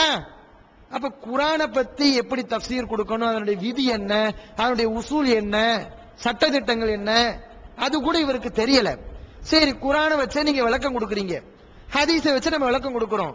அப்படி கொடுக்கக்கூடிய விளக்கங்கள் எல்லாம் ரசூல் ஸல்லல்லாஹு அலைஹி வஸல்லம் அந்த குர்ஆனை வச்சு அந்த ஹதீஸை வச்சு கொடுத்த விளக்கங்களா? எத்தனையோ குர்ஆன் வசனங்கள் நம்ம விளக்கமாக கொடுக்கிறோம். சில நேரங்கள்ல அது பொருந்தது, பொருந்தாமையும் போயிருது. குர்ஆன் வசனத்தை வச்சு விளக்கம் கொடுத்தாலும் ஹதீஸை வச்சு விளக்கம் கொடுத்தாலும் சில நேரங்கள்ல பொருந்தும், சில நேரங்கள் தப்பா போயிருது. அப்ப இந்த வசனம் தான் இந்த வசனத்துக்கு விளக்கம் நபிகள் நாயகம் சொன்னாங்களா? இந்த வசனத்துக்கு இந்த ஹதீஸ் தான் விளக்கம் என்று ரசூல் ஸல்லல்லாஹு அலைஹி வஸல்லம் சொன்னாங்களா? நம்ம தான் என்ன செய்யறோம்? முறையாக விளங்க வேண்டும் என்று சில விதிகளை வகுத்துக் கொண்டு ஒழுங்கான அடிப்படையில் விளக்கம் கொடுக்க வேண்டும் என்று கூறுகிறோம். இந்த அடிப்படை தெரியாம பெரிய மேதாவி மாதிரி, அறிவாளி மாதிரி குர்ஆனை தெரிந்தா கொடுக்கணும், அப்படின்னா எல்லா பேரும் அப்படில கொடுக்கணும், இப்படி அவர் சொல்கிறார். இது தஃப்சீர் செய்யக்கூடிய முறையே கிடையாது. இவர் சில கருத்துக்களை தஃப்சீர் குர்துபியிலிருந்து எடுத்து சொல்றார். என்ன கருத்துக்கள் சொன்னா, அந்த காலத்தில் சில அறிஞர்கள் இருந்தார்களாம். இமாம் இப்னு அத்தியா அவங்க சொல்றதை எடுத்து போடுறார். எதுக்குன்னு சொன்னா, பெரும்பெரும் சஹாபாக்கள், பெரும்பெரும் தாபியீன்கள், பெரும்பெரும் அறிஞர்கள் இந்த குர்ஆனுக்கு விளக்கம் கொடுக்காம பயந்து நடுங்கினார்கள். அவங்கள விளக்கம் கொடுக்காம இருந்துகிட்டாங்க, விளக்கமே கொடுக்கல அப்படின்னு சொல்றாரு. இப்னு அத்தியா சொல்றதாக இந்த விளக்கத்தை அவர் எடுத்து போடுறாரு. ஆமா, இப்னு அத்தியா சொல்லத்தான் செய்யறாரு, அந்த விளக்கம் இருக்கத்தான் செய்யுது. அதற்கு அடுத்த வரியிலேயே இப்னு அத்தியா இன்னொரு விளக்கத்தையும் சொல்றாரு. அந்த விளக்கத்தை இவர் எடுத்து சொல்லணுமா இல்லையா? எப்படி மேல உள்ள இந்த விளக்கத்தை எடுத்து சொன்னாரோ அது மாதிரி கீழே விளக்கம் எடுத்து சொல்லப்படுது. இப்னு அத்தியா சொல்றாங்க, அந்த விளக்கத்தை சொல்லல. அது என்ன விளக்கம்? இப்னு அத்தியா அவங்க சொல்றாங்க, வ கான ஜில்லத்தும் மின ஸலஃபி கஸீருன் அததுஹும், ஸலஃபுகள்ல முன்னோர்கள்ல பெரும்பாலான அறிஞர்கள் அவங்களுடைய எண்ணிக்கை அதிகமாக இருக்கிறது. யுஃபஸீருனல் குர்ஆன, அவங்க குர்ஆனுக்கு விளக்கம் கொடுத்திருக்காங்க. விளக்கம் கொடுக்காமல் இருந்த ஒரு கூட்டம், குர்ஆனுக்கு பயந்துகிட்டு நம்ம எதுக்கு விளக்கம் கொடுக்கணும்னு சொல்லி அப்படி இருந்தாங்க, அது ஒரு கூட்டம். இன்னொரு கூட்டத்தையும் சொல்றாரு, குர்ஆனுக்கு விளக்கம் கொடுத்த கூட்டத்தை, அதையும் எடுத்து சொல்லல. அவங்க அதிகமா இருக்காங்க, அவங்க விளக்கம் கொடுத்தாங்க. ஏன் விளக்கம் கொடுத்தாங்க? வஹும் அபகவ் அலல் முஸ்லிமீன ஃபீ ذلك ரலியல்லாஹு அன்ஹும், அவர்கள் இந்த விஷயத்துல முஸ்லிம்கள் மீது இறக்கப்பட்டாங்க. விளக்கம் கொடுக்காண்டா முஸ்லிம்கள் தப்பா விளங்கிடுவாங்க, வழிகேட்டுக்கு போயிட்டா என்ன செய்யறது? இன்னைக்கு பிஜே அவங்க கொடுத்த விளக்கங்கள்ல என்ன விளக்கங்கிறீங்க? அவங்க எல்லாம் தப்பா குர்ஆனை சந்தேகப்படுற மாதிரியா விளக்கம் கொடுத்திருக்காங்க. குர்ஆனை சந்தேகப்படுற மாதிரி விளங்கிக் கொள்ள கூடாது என்பதற்காகத்தான் பல விளக்கங்களை கொடுத்திருக்காங்க. அப்படி தரப்பட்ட விளக்கங்கள் தான் பின்னாடி அதிகமான விளக்கங்கள். பாருங்கள், குர்ஆன் மட்டும் போதும் சொல்றவங்களுக்கு ஏராளமான மறுப்புகள் விளக்கங்கள் அதுல இருக்கும். ஹதீஸ் வேண்டாம் சொல்லக்கூடியவங்களுக்கு மறுப்புகள் இருக்கும். தப்பா யார் விளங்குறாங்களோ அவங்க விளங்கக்கூடாது என்பதற்காக இந்த விளக்கங்கள் தரப்பட்டு இருக்கிறது. இப்படி ஒரு கூட்டம் இருந்துச்சான். அம்மா சதுருல் முஃபஸ்ஸிரீன வல் முஅய்யிது ஃபீஹிம், இந்த தஃப்சீர் செய்யக்கூடியவங்கள ஆரம்பம் யாருன்னு சொன்னா அலி இப்னு அபி தாலிப், அலில அவங்க, வயத்துலுஹு அப்துல்லா இப்னு அப்பாஸ், அலில அவங்களுக்கு அடுத்து குர்ஆனுக்கு விளக்கம் கொடுத்தவர் அப்துல்லா இப்னு அப்பாஸ். வஹுவ தஜர்ரத லில் அம்ரி வ கம்மலஹு, அவர் இந்த விஷயத்துக்காக வேண்டிய ஒதுங்கினார், அதை பூர்ணப்படுத்த தஃப்சீர் குர்ஆனுக்கு விளக்கம் கொடுக்கிறத தன்னால் முடிஞ்ச அளவு நிறைய செய்தார். வதபியஹுல் உலமாஉ அலைஹி. இங்கதான் விஷயம். இவர்களை பின்பற்றி அறிஞர்களும் விளக்கம் கொடுத்தார்கள். அறிஞர்கள் என்ன பண்ணிருக்காங்களா? முஜாஹிதீன் வ ஸஈத் இப்னு ஜுபைர் வ கைரிஹிமா. முஜாஹித், ஸஈத் இப்னு ஜுபைர் இது அல்லாத மற்ற அறிஞர்கள் எல்லாம் இவங்களை ஃபாலோ பண்ணி விளக்கம் கொடுத்திருக்காங்க. அவங்க கொடுத்த மாதிரி இவங்களும் விளக்கம் கொடுத்திருக்காங்க அப்படின்னு சொல்றாரா இல்லையா? விளக்கம் கொடுக்கக்கூடிய ஒரு கூட்டம் இருந்துச்சா இல்லையா? அப்புறம் என்ன விளக்கம் கொடுக்க கூடாதுங்கிறீங்க? இஸ்லாத்தை குர்ஆன் மற்றும் ஹதீஸ் வாயிலாக அறிந்திட அழகிய இணையதளமான onlinepj.com என்ற இணையதளத்திலிருந்து எடுக்கப்பட்ட இஸ்லாம், அரசியல் மற்றும் சமூக கேள்விகளுக்கான பதில்களின் ஒரு தொகுப்பு. கொள்கை விளக்கம், தொழுகை, நோன்பு, ஜக்காத், ஹஜ், அரசியல் மற்றும் பொதுவான பதில்கள் உள்ளிட்ட சுமார் 300 கேள்விகளுக்கான பதில்கள் அடங்கிய இந்த புத்தகத்தின் விலை ரூபாய் 150 மட்டுமே. தமிழ்நாடு தௌஹீத் ஜமாத்தின் துரிய வெளியீடு, மாதம் ஒரு பிரசுரம், கட்டுரைகளின் தொகுப்பு, விலை ரூபாய் 120 மட்டும். கிடைக்கும் இடம் TNTJ வீடியோ விஷன், எண் 30, அரண்மனைக்காரன் தெரு, மண்ணடி, சென்னை 1. செல் 9500168989. இப்போது புத்தம் புது வடிவில் பல சிறப்பம்சங்களுடன் onlinepj.com மற்றும் tntj.net இணையதளங்கள். மேல சொன்ன இப்னு அத்தியாவுடைய கூற்ற சொல்லிட்டு கீழே தான் இப்னு அத்தியா சொல்றாரு. அதை எடுத்து போடல. இன்னும் பாருங்க, அவர் எந்த ஹதீஸ சொன்னாரோ அந்த ஹதீஸுக்கு அடுத்த பக்கங்கள்ல இந்த விளக்கங்கள்லாம் வருது. குர்துபி இமாம் சொல்றாரு. சில அறிஞர்கள் சொல்றாங்களா, இவர் மாதிரி உள்ள அறிஞர்கள் என்ன சொல்றாங்கன்னா, அதாவது குர்ஆன் ஹதீஸ்ல உள்ளதான் நம்ம என்ன செய்யணும், விளக்கமா கொடுக்கணும். அது அல்லாஹ் நம்ம என்ன செய்யக்கூடாது, விளக்கம் கொடுக்க கூடாதுன்னு சில பேர் சொல்றாங்க. அவங்களுடைய கூற்ற சொல்லிட்டு குர்துபி இமாம் சொல்றாரு, ஓ பாத்திலுன் ஐ யகூனல் முராது பிஹி அல்லா யதகல்லம அஹதுன் ஃபில் குர்ஆனி இல்லா பிமா சமியஹு. குர்ஆன்ல நபி ஸல்லல்லாஹு அலைஹி வஸல்லம் சொன்ன செய்தியைத்தான் சொல்ல வேண்டும் என்று சொல்வது தப்பு. அது தப்பு. அந்த விளக்கம் பாத்தில், தவறானது. குர்ஆன்ல வேற எதையும் பேசக்கூடாது. ரசூலுல்லாஹி ஸல்லல்லாஹு அலைஹி வஸல்லம் சொன்னதாக வந்திருக்கக்கூடிய செய்திகளை சொல்லித்தான் விளக்கம் கொடுக்க வேண்டும், வேற எந்த விளக்கத்தையும் கொடுத்துடக்கூடாது என்று சொல்வது தவறு. ஏனென்றால் ஃபைன்ன ஸஹாபத ரலியல்லாஹு அன்ஹும் கத் கரவுல் குர்ஆன, சஹாபாக்கள்லாம் குர்ஆனை படிச்சாங்க. வக்தலஃபு ஃபீ தஃப்ஸீரிஹி அலா உஜூஹின், அதற்குரிய விளக்கத்துக்காக வேண்டி பல கோணங்கள்ல கருத்து வேறுபாடு கொண்டார்கள்.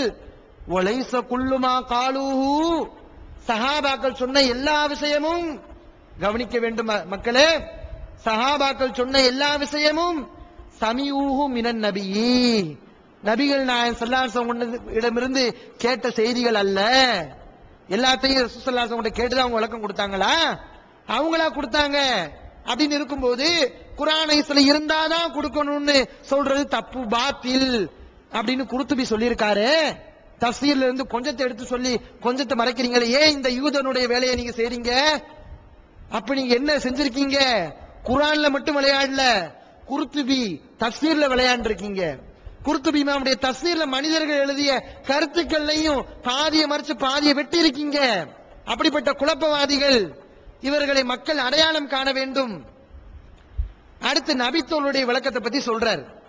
நபித்தோழருடைய விளக்கங்களை நாம் ஏற்றுக்கொள்ள வேண்டும்.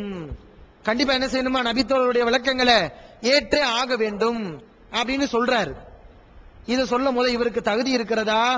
இவர் சொல்லலாமா? இவர் தான் ஆரம்பத்தில் ஒரு பலகீனமான ஹதீஸ் சொன்னார். என்ன ஹதீஸ்? ரசூலுல்லாஹி ஸல்லல்லாஹு அலைஹி வஸல்லம் குர்ஆனுக்கு விளக்கம் கொடுத்தா ஜிப்ரீல் சொன்ன விளக்கத்தை தான் கொடுப்பாங்க, மற்றபடி சுயமா சொல்ல மாட்டாங்க அப்படின்னு இவர் தான் ஒரு பலகீனமான ஹதீஸ் சொன்னாரு. ரசூல் ஸல்லல்லாஹு அலைஹி வஸல்லம் சுயமா சொல்ல மாட்டாங்க என்று இருக்கும்போது நீங்க எப்படி சொல்லலாம் நம்மகிட்ட கேள்வி கேட்டாரு. இந்த கேள்வி சஹாபாக்களும் பொருந்ததானே செய்யும்.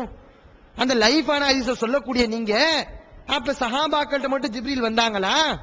ஜிப்ரீல் சஹாபாக்களுக்கு விளக்கத்தை கத்து கொடுத்துட்டு போனாரா?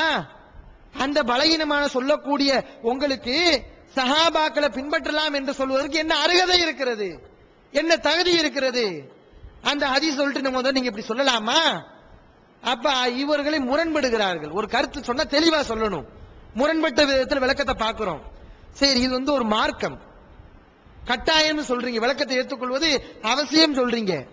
இது மார்க்க சம்பந்தமான ஒரு விஷயம். சஹாபாக்களுடைய கூற்றுக்கள் எல்லாம் கட்டாயம் சொன்னா ஏதாவது ஒரு குர்ஆன் வசனத்தை காட்டுங்க, சஹாபாக்களுடைய கூற்றுக்கள் நீங்க ஏத்துதான் ஆகணும்னு காட்டுங்க. ஹதீஸ்ல ஏதாவது இருந்தா உன்னை காட்டுங்க. குர்ஆன்ல இல்ல, ஹதீஸ்ல இல்ல. சரி விடுங்க, சஹாபாக்களுடைய கூற்றுக்கள்ல காட்ட முடியுமா? ஏதாவது ஒரு சஹாபி நான் சொல்றதுதான் இந்த மக்கள் கடைபிடிக்கணும். ஏதாவது ஒரு சஹாபி அபூபக்கர்லாம் சொன்னாங்கல்ல, பல உமரை சொன்னாங்க, பல சஹாபாக்களை சொன்னாங்கல்ல, அந்த சஹாபாக்கள்லாம் என்னுடைய விளக்கத்தை தான் நீங்கள் ஏற்றுக்கொள்ள வேண்டும் அப்படின்னு யாராவது சொன்னாங்களா? சஹாபாக்களே பின்பற்றவில்லை. சில சஹாபாக்களுடைய கருத்துக்களை முன்னிருக்கும் போதே உதறி தள்ளினார்கள், சரியில்லைங்கிற காரணத்துக்காக வேண்டி.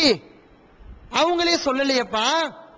தாபீன் பின்னாடி வந்த தாபீன்கள் கொடுத்த விளக்கத்தை பல சஹாபாக்கள் ஏற்றுக்கொண்டாங்க. தாபீன்களுக்கு தடை போட்டாங்களா? தன்னுடைய மாணவர்களுக்கு விளக்கத்தை சொல்லி தரும்போது என்னுடைய கருத்தை தான் நீங்கள் ஏற்க வேண்டும், நான் சொல்லாத விளக்கத்தை நீங்க சொல்லக்கூடாதுன்னு எந்த தாபீனுக்காவது சஹாபாக்கள் சொன்னாங்களா? இவங்களா சஹாபாக்களை பின்பற்றக்கூடியவங்களா? சஹாபாக்களும் சொல்லல, அல்லாவும் சொல்லல, அல்லாவுடைய தூதரும் சொல்லல. இவங்க சொல்லிட்டு சஹாபாக்களை மதிக்க வர்றாங்களா? இதான் மதிக்கிறது? சஹாபாக்கள் சொல்லாத செய்யறதா மதிக்கிறது? இந்த மாதிரி செய்யறத பாக்குறோம். சஹாபாக்களுடைய விளக்கங்களை நாங்க ஏன் அதை அவசியமா ஏற்றுக்கொள்ளணும் என்று சொல்ல மாட்டேங்கிறோம்? ஏன் கட்டாயம் என்பதை நாங்க மறுக்கிறோம்? விளங்கிக் கொள்ள வேண்டும், சஹாபாக்களும் மனிதர்கள் தான். ஒருவருடைய கூற்றுல இதை ஏத்துக்கலாம், இதை ஏத்துக்கிற கூடாது என்று பிரிக்காமல் அனைத்தையும் ஏற்றுக்கொள்ளக்கூடிய விதத்தில் ஒருவருடைய கூற்று இருக்கிறது என்றால் அது அல்லாஹ்வுடைய கூற்று, நபிகள் நாயகம் ஸல்லல்லாஹு அலைஹி வஸல்லம் கூற்று. இந்த ரெண்டை தவிர மற்ற மனிதருடைய சொற்கள் எல்லா மனிதருடைய கூற்றுகளிலும் ஏற்கத்தகுந்த செய்திகளும் இருக்கும், ஏற்கத்தகாத செய்திகளும் இருக்கும். இதான் எல்லா பேருக்கும் உள்ள நிலைமை. சஹாபாக்குடைய கூற்றுக்களை கண்டிப்பா ஏத்துக்கணுங்கிறாங்கல்ல, அவங்க எல்லா பேரும் சரியாத்தான் விளக்கம் கொடுத்தாங்களா? எல்லா குர்ஆன் வசனங்களுக்கும் தப்பே செய்யாம சரியாக 100க்கு 100 சரியாக விளக்கம் கொடுத்தாங்க அப்படி உங்களால நிரூபிக்க முடியுமா? சஹாபாக்கள் எங்க கொண்டு போறாங்க தெரியுமா? அல்லாஹ்வுடைய அந்தஸ்து கொண்டு போறாங்க. தப்பே இல்லாம சொல்லக்கூடிய ஒரு ஆளுடைய கூற்று அல்லாஹ்வுடைய கூற்று. ரசூல் ஸல்லல்லாஹு அலைஹி வஸல்லம் உங்களுக்கு ஹதீஸ் அல்லாஹ் சொல்லி கொடுத்தனால அதுலயும் தப்பு வராது.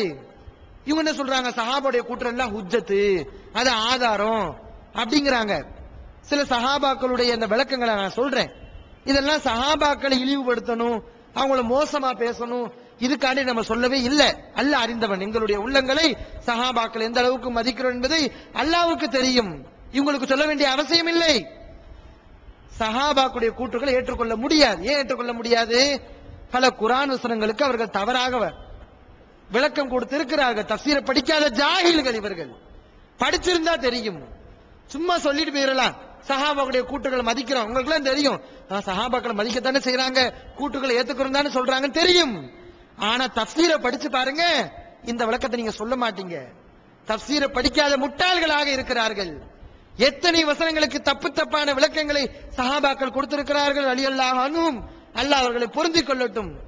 அவங்க மேல குற்றம் சொல்றதுக்கு இல்ல, அவங்கள பின்பற்றலாமா இல்லையா என்று வரும்போது தகுந்த சான்றுகளை சொல்லி நிரூபிக்க வேண்டிய ஒரு நிர்பந்தத்துக்கு நாம் தள்ளப்படுகிறோம். விளக்கத்தை பார்க்கிறோம். இப்னு மசூத் அவங்க ஒரு குர்ஆன் வசனத்துக்கு விளக்கம் கொடுக்கறாங்க. குர்ஆன்ல அல்லாஹ் சொல்றான், யௌம தஅதி ஸமாஉ பிதுகானின் முபீன், அந்நாளில் வானம் தெளிவான புகையுடன் வரும் அப்படின்னு அல்லாஹ் சொல்றான். ஒரு ஆள் விளக்கம் கொடுக்கிறார். இப்னு மசூத் அவங்களுடைய காலத்துல ஒரு ஆள் விளக்கம் கொடுக்கிறார். மறுமை நாள்ல புகை வரும், மறுமை நாள்ல கியாமத் நாள் வரும்போது, அப்ப உலகம் அழிக்கப்படும் போது புகை வரும். அந்த புகை முனாஃபிகீன்களுடைய காதுகளை பிடிக்கும், அவருடைய பார்வைகளை பிடிக்கும். இது புகாரில் இருக்கு இந்த சம்பந்தமான செய்தி. புகார்ல 4401 அப்படின்னு விளக்கம் கொடுக்கிறார். இந்த விளக்கம் இப்னு மசூதுக்கு கிடைக்குது. உடனே இப்னு மசூத் ரலியல்லாஹு அவங்க என்ன செய்யறாங்க? கோவப்படுறாங்க. காண முத்தக்கியன் சாஞ்சிருந்தாங்க. இந்த விளக்கத்தை கேட்டவங்க கோவப்படுறாங்க. கோவப்பட்டு என்ன செய்யறாங்க? கண்டிக்கிறாங்க. கண்டிச்சுட்டு சொல்றாங்க, புகைன்னு சொன்னா என்ன தெரியுமா? அல்லாஹ் அந்த வசனத்துல புகைன்னு சொல்றானே, அந்நாளில் தெளிவான புகையுடன் வானம் வரும் சொல்றானே, அந்த புகைனா என்ன? ரசூல் ஸல்லல்லாஹு அலைஹி வஸல்லம் காலத்துல ஒரு பஞ்சம் ஏற்பட்டது. அப்படி பஞ்சம் ஏற்படும் போது மக்கள் எல்லாம் பசியில இருந்தாங்க. அவங்க இஸ்லாத்துக்கு வராதனால இந்த மாதிரி அவர்களுக்கு தண்டனை அல்லாஹ் அவர்களுக்கு கொடுத்தான். பசியின் காரணத்தினால் கண்ணெல்லாம் மயங்கி போய் கண்ணெல்லாம் அடைச்ச மாதிரி ஒரு புகை மூண்ட மாதிரி இருக்கும் பாருங்க, அதத்தான் அல்லாஹ் இத சொல்ற இந்த வசனத்துல சொல்றான். உண்மையான புகை கிடையாது. அங்க சொல்லப்பட்ட துகான்ங்கிற வார்த்தைக்கு என்ன விளக்கமா? உண்மையான புகை கிடையாது. பசியின் காரணத்தினால் கண்ணெல்லாம் மயங்கி சொக்கி போய் ஒரு மாதிரியா இருக்கும் பாருங்க, அதத்தான் அல்லாஹ் சொல்றான்னு சொல்லி இப்னு மஸ்ஊத் விளக்கம் கொடுக்கிறார். ஆனா ஹதீஸ்ல பாக்குறோம், முஸ்லீம்ல இருக்கு 5162வது செய்தி. அதுல நபிகள் நாயகம் ஸல்லல்லாஹு அலைஹி வஸல்லம் சொல்கிறார்கள், இன்னஹா லன் தகூம ஹத்தா தரவுன கப்லஹா அஷ்ர ஆயாத்தின். நீங்கள் அந்த கியாமத் நாளை, உலகம் அழியக்கூடிய நாளை நீங்கள் பார்க்க மாட்டீர்கள் 10 அடையாளங்களை பார்க்கும் வரை. அதுல ஒரு அடையாளமா நபிகள் நாயகம் என்ன சொல்றாங்க? மொதோ ஃபதக்கரத் துகான, புகையை சொன்னார்கள். ஹதீஸ்ல இருக்கு. அந்த மனிதர் விளக்கம் கொடுத்தாரு பாருங்க, சரிதான். இது ஹதீஸ்ல உள்ள விளக்கத்தை தான் கொடுத்திருக்காரு. கியாமத் நாள்ல புகை வரும், வானம் வந்து புகை மூட்டமாக இருக்கும் அப்படி நபிகள் நாயகம் சொன்னதா ஹதீஸ் இருக்கு. ஆனா இந்த ஹதீஸ் இப்னு மஸ்ஊத் அவங்களுக்கு தெரியாத காரணத்தினால சரியா விளக்கம் கொடுத்த ஆளுடைய விளக்கத்தை கூட தப்புன்னு சொல்றாரு. அப்ப எப்படி நம்ம ஏத்துக்க முடியும்? ஒரு குர்ஆன் வசனம் சஹாபாக்கள் சரியா தான் விளக்கம் கொடுப்பாங்கன்னா ஏன் ஹதீஸ்ல உள்ள ஒரு விளக்கத்தை இப்னு மஸ்ஊத் ஏன் மறுத்தாரு?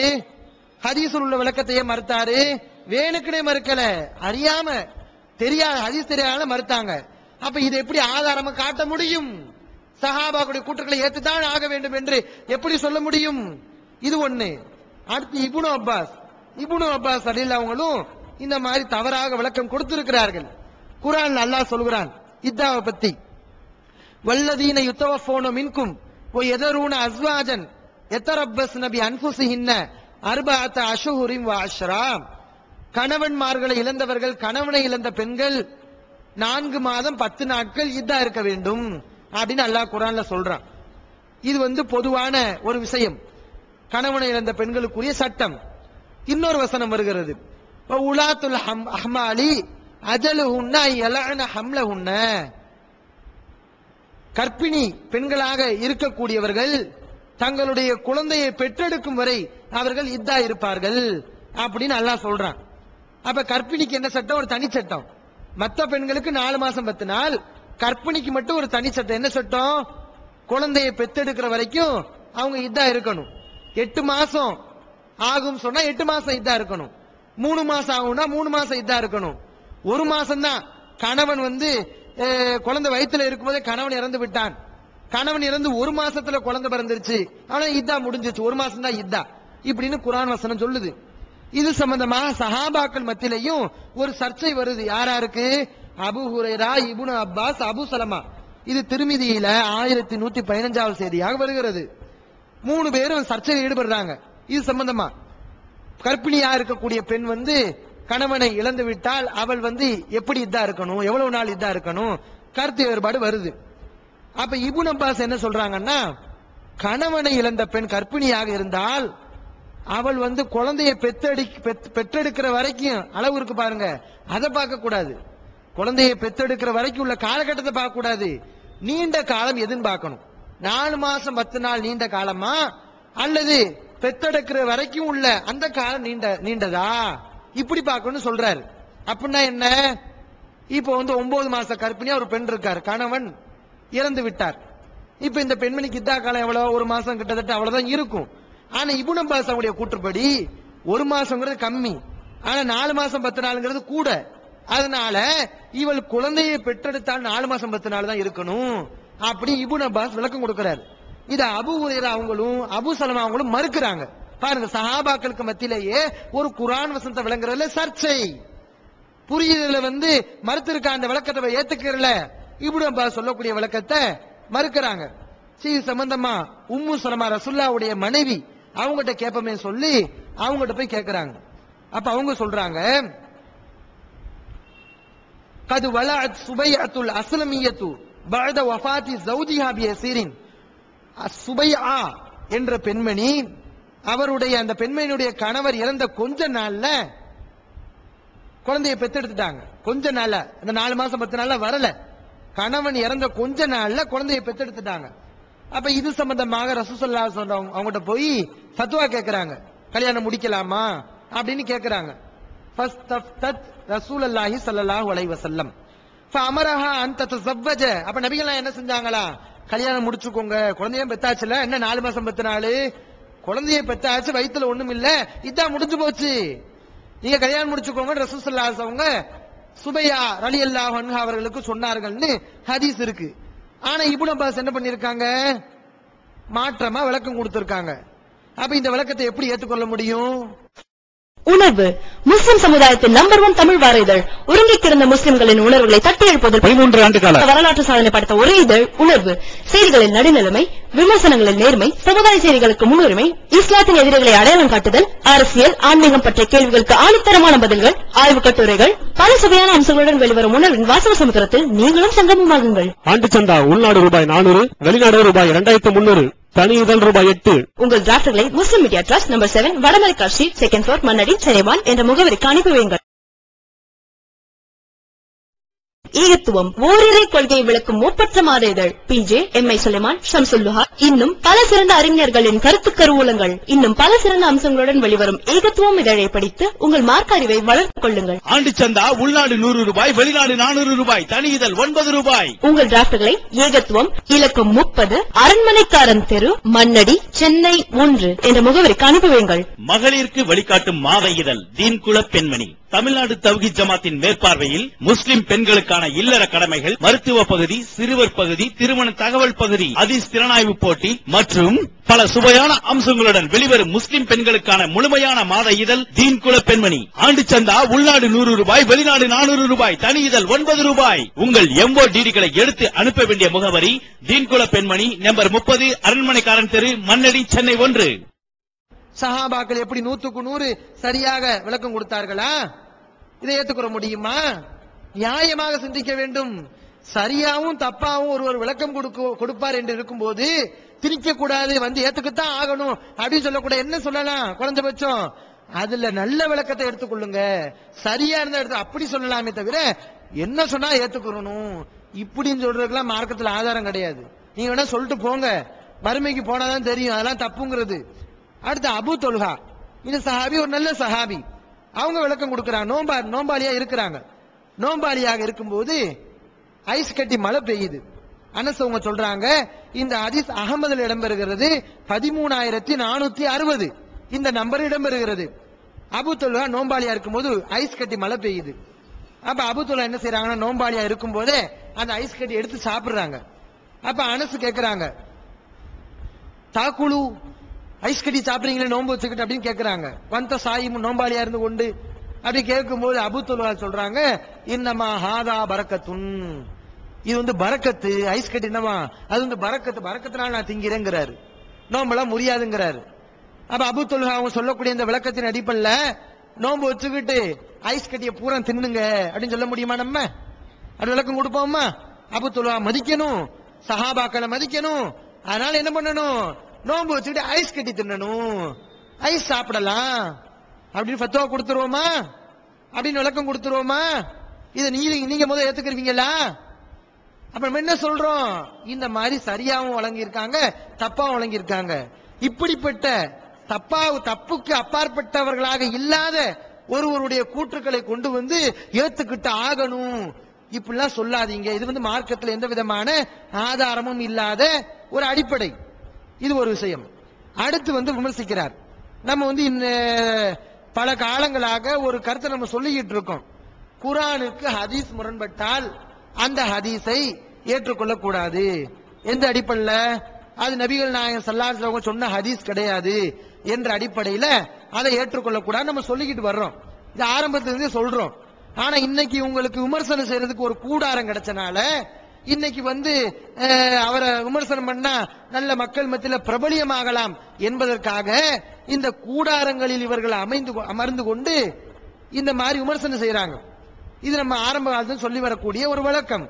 ஆனா இன்னைக்கு என்ன செய்யறாங்கன்னா, அவர் அந்த சிடியில சொல்றாரு, ஹதீஸில் குர்ஆனுக்கு முரண்படக்கூடியது முரண்படாதது என்று யார் பிரிக்கிறார்களோ இவர்கள் குர்ஆனை மறுக்கக்கூடியவர்கள், அல்லாஹ்வை எதிர்க்கக்கூடியவர்கள் அப்படின்னு பிரிக்க கூடாதா அப்படின்னு சொல்றாரு.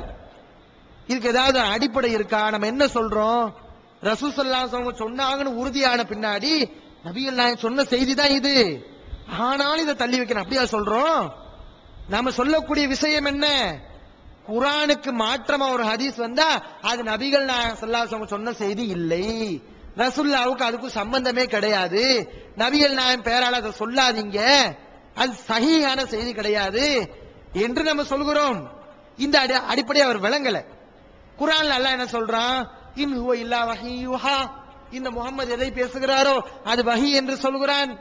அல்லாஹ் குர்ஆனை பத்தி சொல்லும்போது வலவ் கான மின் இந்தி கைரில்லாஹி லவஜது ஃபீஹி இக்திலாஃபன் கஸீரா, அல்லாஹ் அல்லாதவர்களிடமிருந்து இந்த குர்ஆன் வந்திருந்தால் இதிலே பலவிதமான முரண்பாட்டை கண்டிருப்பார்கள் அப்படின்னு அல்லாஹ் சொல்றான். இது அல்லாஹ்வுடைய வேதத்துக்கே உரிய ஒரு தனித்தன்மை. என்ன தன்மை? அதுல முரண்பாடுகள் இருக்காதுன்னு சொல்லி. ஹதீஸும் வஹீதான், அதுவும் வஹீதான் அப்படின்னு இருக்கும்போது குர்ஆன் ஹதீஸுக்கு முரண்படுமா? ஹதீஸ் அல்லாஹ்வுடைய வஹியாக இருக்கும்போது குர்ஆனும் அல்லாஹ்வுடைய வஹியாக இருக்கும்போது எப்படி இந்த ரெண்டு முரண்படும்? முரண்படாது. முரண்பட்ட விதத்தில் வந்தால் அது வஹி கிடையாது, அது ரசூல் சொன்னது கிடையாது, அது சரியான செய்தி கிடையாது நம்ம சொல்றோம். ஆனா இது புது அடிப்படைங்கிறாரு, இதை யாருமே சொல்லலங்கிறாரு. இப்படி சொல்றவங்க குர்ஆனை மறுக்கக்கூடியவங்கிறாரு, காஃபிர்னு சொல்றாரு, அல்லாஹ்வை எதிர்க்கக்கூடியவங்கன்னு சொல்றாரு. அப்படின்னு சொன்னா எத்தனை அறிஞர்கள் இந்த விளக்கத்தை கொடுத்திருக்காங்க. இமாம் சுயீத்தி தத்ரீபு ராவி என்ற அவர் தோத்த புத்தகத்துல ஹதீஸ் கலைக்கு ஒரு முக்கியமான புத்தகம். அதுல அந்த இமாம் சொல்றாரு, அன்னமின் ஜும்லத்தி தலாயிலில் வலஇ, ஒரு ஹதீஸ் இட்டுக்கட்டப்பட்டது என்று எப்படி அறிந்து கொள்ளலாம் என்றால் யகூன முனாஃபியன் லி தலாலத்தில் கிதாபில் கத்இயத்தி, உறுதியான குர்ஆனுடைய கருத்துக்கு அது மாற்றமாக இருக்கும். இதை வச்சு தெரிஞ்சுக்கலாங்கிறாரு. குர்ஆனுக்கு மாற்றமாக ஒரு செய்தி வந்தால் இதை வச்சே தெரிஞ்சுக்கலாம் அது இட்டுக்கட்டப்பட்ட செய்தி, ரசூலுல்லாஹ் சொல்லல, அது நபிகள் நாயகம் சொல்லல அப்படின்னு யார் சொல்லியிருக்கா? சுயீத்தி இமாம் சொல்லியிருக்காரு.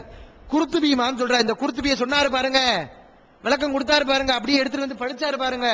அந்த குர்துபி இமாம் சொல்றாரு, வல் ஹபரு இதா கான முகாலிஃபன் லி கிதாபில்லாஹி தஆலா லா யஜூஸுல் அமலு பிஹி, ஹதீஸ் குர்ஆனுக்கு மாற்றமாக இருந்தால் அதை செயல்படுத்துவது கூடாது, அதை அமல்படுத்துவது ஜாயிஸ் இல்லை, அனுமதி இல்லை அப்படின்னு குர்துபி சொல்றாரு.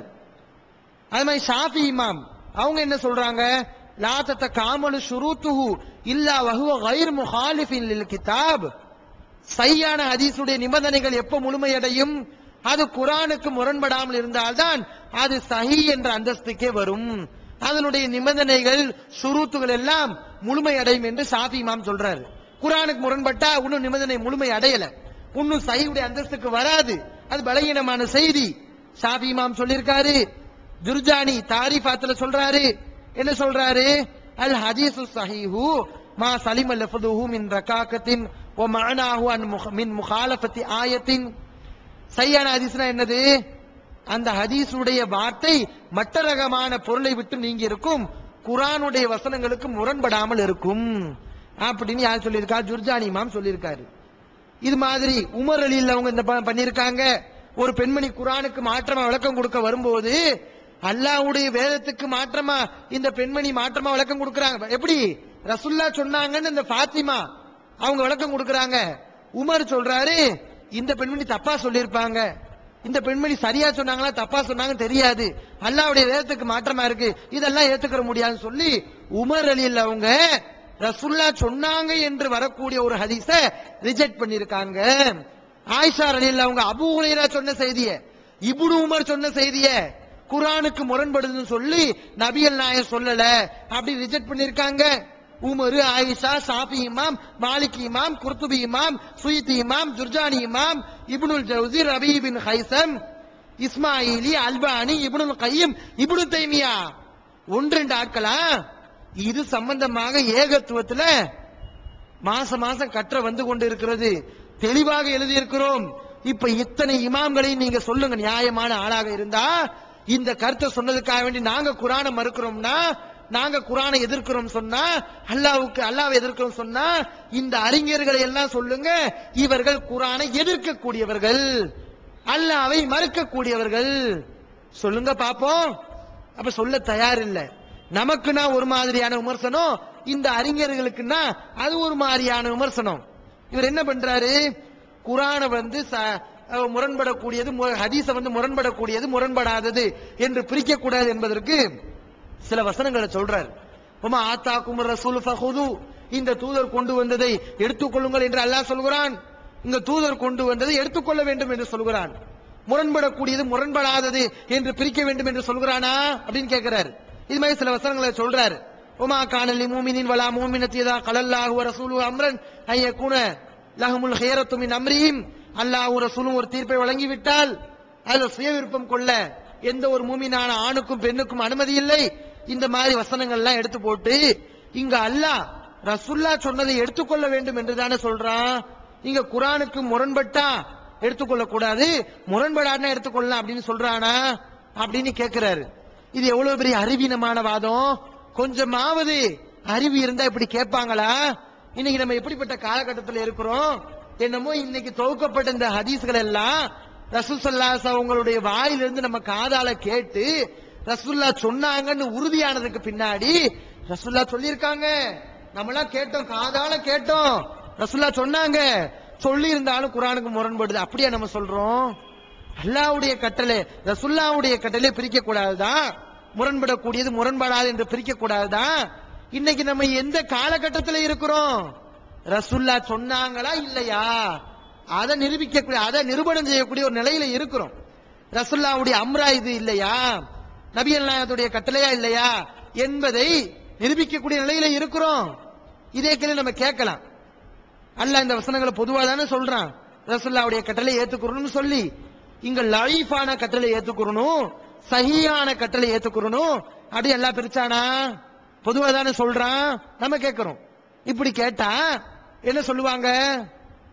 லைஃப் சஹீஹ் வந்து பிரிக்கணும். ரசூலுல்லாஹ்வுடைய கட்டளையில சஹீஹ் லைஃப் பிரிக்க கூடாது. நம்ம ஹதீஸ் சஹீஹ் லைஃப் பிரிக்கிறோம்னா அதுக்கு என்ன காரணம்? ரசூலுல்லாஹ் சொன்னாங்க நிரூபணம் ஆனதுக்கு பின்னாடி பிரிக்க கூடாது. நிரூபணம் ஆகாட்டினா பிரிக்கலாம். அதை நிரூபணம் பண்றதுக்கு தான் நம்ம சஹீஹ் லைஃப்னா என்ன செய்யறோம், பேசுறோம் அப்படின்னு சொல்லுவாங்களா இல்லையா? அதைத்தான் நம்ம செய்யறோம். குர்ஆனுக்கு முரண்படக்கூடியது முரண்படாதது என்ற ஒரு விதியை நம்ம சொல்றோம் பாருங்க. இந்த விதி எதுக்கு சொன்னோம்? ரசூலுல்லாஹ்வுடைய கட்டளையா இல்லையா என்பதை நிரூபிப்பதற்குத்தான் இந்த விதியை சொல்றோம். அதுக்குத்தான் ஹதீஸ்கள்ல சொல்லியிருக்காங்க. இந்த அடிப்படை தெரியாம ஹதீஸ ஃபாலோ பண்ணணும்னு வரக்கூடிய அந்த ஹதீஸ் எல்லாம் எடுத்து போட்டு இங்க வந்து அந்த மாதிரி பிரிக்கணும்னு ஏதாவது இருக்கான்னு கேட்கிறாரு. இது எவ்வளவு அறிவீனமான செய்தி. ஒரு உதாரணத்தை சொல்லிக்கிறாரு. ஒரு உதாரணத்தை அவர்கள் சிந்தித்து பார்க்க வேண்டாமா? ஒருவருடைய கையிலே செல்லாத காசுகளும் செல்லக்கூடிய நல்ல காசுகளும் இருக்கின்றன. அவருக்கு தெரியாது எந்த காசு செல்லும் எந்த காசு செல்லாது என்று. ஒருவர் வருகிறார், அந்த அவருடைய கையில் இருக்கக்கூடிய காசுகளை வாங்கி ஒரு சில காசுகளை ஒரு பக்கம் தள்ளுகிறார், இன்னும் ஒரு சில காசுகளை இன்னொரு பக்கம் தள்ளுகிறார். சொல்லுகிறார், தம்பி இந்த காசுகள் எல்லாம் செல்லாத காசுகள், இந்த நாட்டில் இந்த காசுகளை கொண்டு நீ பொருட்கள் வாங்க முடியாது, இந்த காசுகள் எல்லாம் செல்லக்கூடிய காசுகள், இவற்றை கொண்டு நீ உன்னுடைய தேவைகளை நிறைவேற்றிக் கொள்ளலாம், பொருட்களை வாங்குகிறார் என்று சொல்கிறார். இப்படி பிரித்ததற்கு பிறகு அந்த காசுகளை வைத்திருந்த மனிதர் சொல்கிறார், இல்லை எனக்கு குழப்பமாக இருக்கிறது, எனக்கு இன்னும் புரியல, எனக்கு இன்னும் விளங்கவில்லை, எது சரி எது தப்பு என்று எனக்கு விளங்கல, எனக்கு ரொம்ப குழப்பமா இருக்கிறது என்று சொன்னால் இவரை யார் என்று சொல்லுவீர்கள்? ஒன்று ஜாகில் முட்டாளாக இருக்கணும், அல்லது பிடிவாதக்காரன், வாதம் செய்யக்கூடிய தர்க்கம் செய்யக்கூடிய மூடராக இருக்க வேண்டும். செல்ற காசு செல்லா காசு தனியா பிரிச்சு கொடுத்துட்டாங்களாம். இது வந்து செல்லக்கூடிய காசு, இது செல்லாத காசு இப்படின்னு பிரிச்சு கொடுத்துட்டாங்க. இப்படி பிரிச்சு கொடுத்ததுக்கு பின்னாடி ஒரு ஆள் வந்து இல்ல எனக்கு குழப்பமா இருக்குன்னு சொன்னா அவனை என்னன்னு சொல்லுவீங்கன்னு கேட்கிற, மடையன்னு சொல்லுவீங்க, அது மாதிரி தான் இவங்க அப்படிங்கிறாரு. நீங்க எப்படிப்பட்டவங்க? இந்த செல்லா காசை கொண்டு வந்து வியாபாரம் செய்ய வந்தவங்க நீங்க. எங்களை பார்த்து சொல்றீங்களே அந்த ஆரம்பத்தில் உள்ள 3 பலகீனமான செல்லாத காசுகள், அந்த செல்லாத காசை கொண்டு வந்து கடையில ஜாமா வாங்க வந்தவர் இவர் சொல்ற இந்த உதாரணத்தை. அன்பிற்குரிய சகோதரர்களே, அறிஞர்கள் அப்படி சொன்னாங்களா? நாங்க சஹீஹ்னு சொல்லிட்டா இதுதான் சஹீஹ், நாங்க லைஃப்னு சொல்லிட்டா இதுதான் லைஃப், இது மட்டும் தான் செல்ற காசு, இது வந்து செல்லாத காசு அப்படி அறிஞர் உங்கள்கிட்ட வந்து சொன்னாங்களா? ஜட்ஜ்மெண்ட் பண்ணாங்களா? நாங்க சஹீஹ் சொன்னதுக்கு பின்னாடி அதை நீங்க ஆய்வு செய்யக்கூடாதுன்னு சொன்னாங்களா? நாங்க லைஃப்னு சொன்னதுக்கு பின்னாடி அதை பத்தி நீங்க சிந்திக்க கூடாதுன்னு சொன்னாங்களா? சொல்ல இவரா உதாரணங்களை சொல்றது, அடிப்படை இல்லாம பேசுறது. அப்ப இந்த மாதிரி குர்ஆனுக்கு முரண்பட்டால் ஹதீஸை நிறுத்தி வைக்கன்னு சொல்றோம் பாருங்க, இதெல்லாம் ஹதீஸ்கள்ல உள்ள விதிதான், இல்லாத விதிகள் கிடையாது. அறிஞர்கள் கடைபிடித்த விதிதான். எப்படி ஏற்றுக்கொள்ள முடியும் சொல்லுங்க? சில ஹதீஸ்கள் வருது, மூசா நபிகிட்ட மலக்குல் மௌத் வந்தாராம், வஹியை கொண்டு வந்து. எப்படி வந்தாரா? மூசா நபி உயிரை வாங்குறதுக்காக வேண்டி. அந்த மலக்கு வந்து சொல்றாரு, அஜிப் ரப்பக, உங்களுடைய இறைவனுக்கு பதில் தாருங்கள் அப்படின்னு சொல்றாரு. யாரு சொல்றா? வர்றது யாரு? மலக்கு. வந்து என்ன சொல்றாரு? மோசமான வார்த்தையை சொல்லல, அல்லாஹ்வுக்கு பதில கொடுங்கன்னு சொல்றாரு. இப்ப மூசா நபி என்ன பண்ணாங்களாம், அந்த மலக்குடைய கண்ணு பிதுங்குற அளவுக்கு அடிச்சு அனுப்புனாங்களாம்.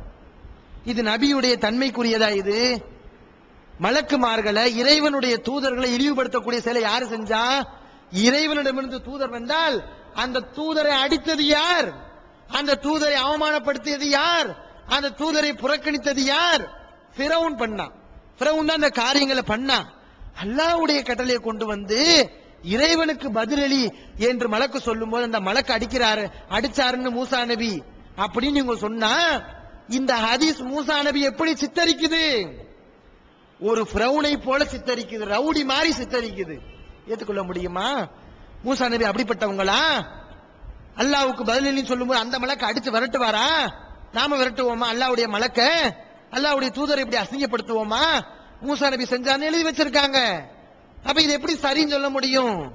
மலக்குமார்கள் கண்ணு பிதுங்கிற அளவுக்கு தான் அவங்க அல்லாஹ்வால படைக்கப்பட்டாங்க. அல்லாஹ் குர்ஆன் சொல்றது என்ன செய்யறான்?